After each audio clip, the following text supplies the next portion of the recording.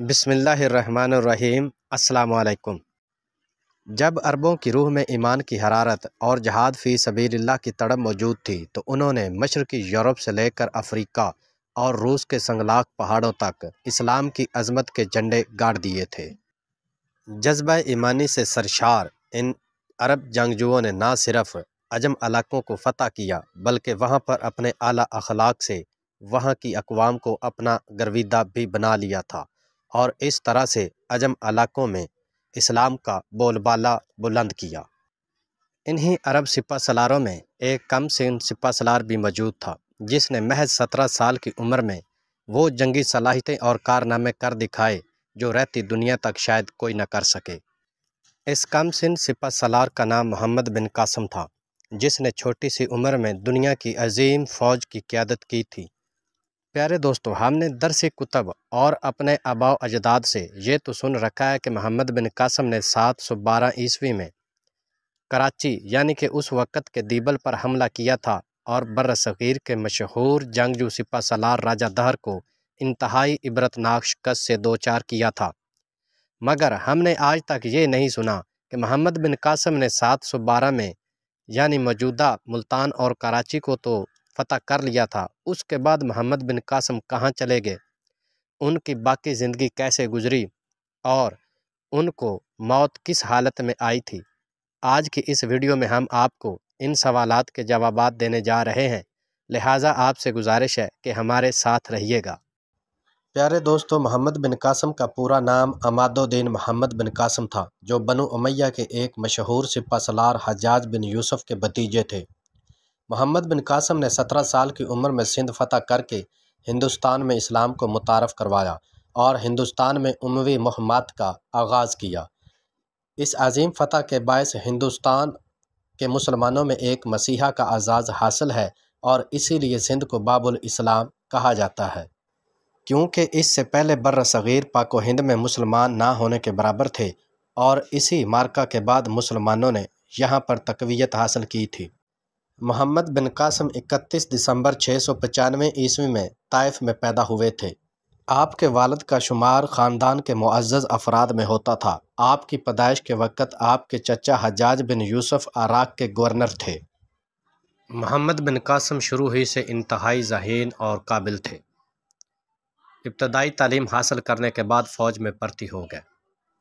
فنون سپہ سالاری کی تربیت انہوں نے دمشق کی فوجی چھاؤنی سے حاصل کی اور انتہائی کم عمر میں اپنی قابلیت اور غیر معمولی صلاحیت کی بدولت فوج میں اعلیٰ مقام حاصل کرنے میں کامیاب ہو گئے۔ اسی وجہ سے 15 سال کی عمر میں 708 کو جب ایران میں کردوں نے بغاوت کی تھی تو اس وقت آپ کو سپہ سالاری کے فرائض سونپے گئے تھے۔ اس وقت بنو امیہ کے حکمران ولید بن عبد الملک کا دور تھا اور حجاج بن یوسف عراق کا گورنر تھا۔ اس مہم میں محمد بن قاسم نے کامیابی حاصل کی اور ایک غیر معمولی کامیابی حاصل کرتے ہوئے اپنا عظیم کارنامہ منوایا۔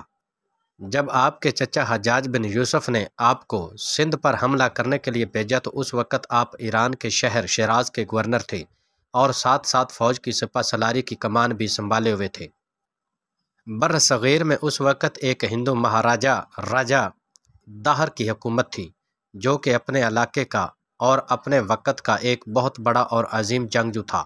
اس کے مقابلے میں بڑے بڑے جرنیل اور فوجی سردار بغاوت کر بیٹھتے تھے، مگر محمد بن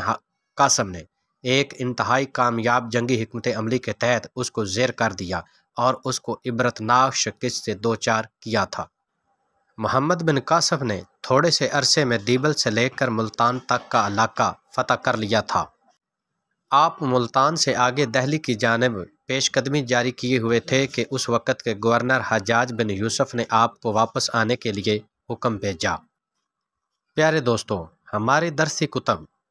اور مدارس کی کتب سے ہمیں یہ تو پتہ چلتا ہے کہ محمد بن قاسم ملتان تک فتوحات کرتے ہوئے پہنچے تھے اور اس کے بعد گورنر کے حکم پر واپس چلے گئے تھے، مگر واپس جانے کے بعد انہوں نے باقی ماندہ زندگی کس طرح سے گزاری تھی اور ان کی موت کس طرح سے ہوئی تھی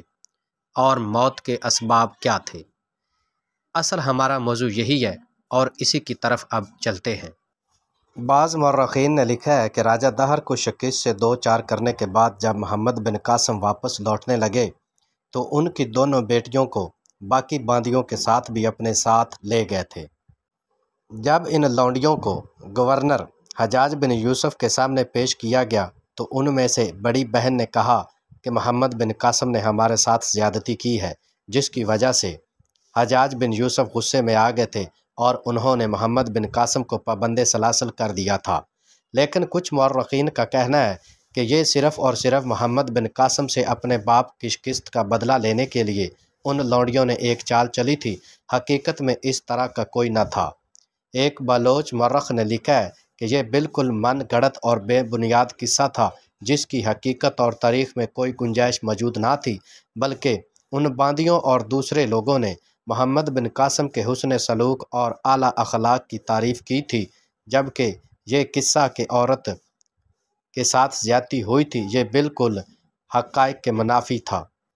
مورخین نے لکھا ہے کہ بعد میں جب خلیفہ کو معلوم ہوا کہ ان دونوں لڑکیوں نے محمد بن قاسم کے بارے میں جھوٹ بولا ہے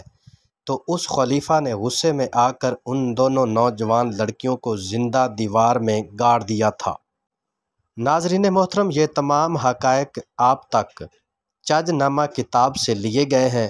جو کہ سندھ کی تاریخ پر ایک پہلی اور مستند قرار سمجھی جاتی ہے۔ تاریخی کتاب فتح البلدان کے مطابق 714 عیسوی میں حجاج بن یوسف کا انتقال ہو گیا تھا اور اس کی جگہ سلیمان بن عبد الملک حکمران بنے، جو کہ حجاج بن یوسف کے سخت ناقد تھے اور ان کی پالیسیوں کی سر عام اور کھلم کھلا خلاف ورزی کرتے تھے۔ سلیمان نے تخت سنبھالتے ہی حجاج بن یوسف کے منظور نظر گورنروں کو اور ان کے قریب لوگوں کو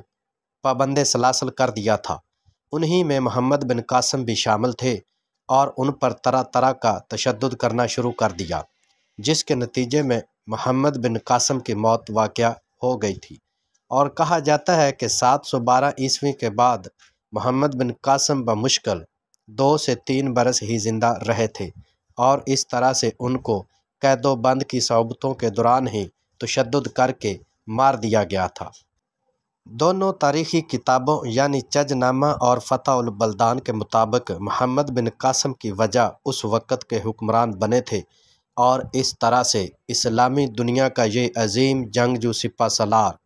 اپنے حقیقی سفر کی طرف روانہ ہو گیا تھا، جو کہ اس کے شایان شان نہ تھا، حالانکہ چاہیے تو یہ تھا کہ اس کی خدمات کا اعتراف کیا جاتا اور مزید مہموں اور جنگوں پر اس کو سپہ سالار کے طور پر بھیجا جاتا، مگر ہماری مسلمانوں کی تاریخ غداری سے بھری پڑی ہے، اور اسی کا نتیجہ محمد بن قاسم کی موت تھا۔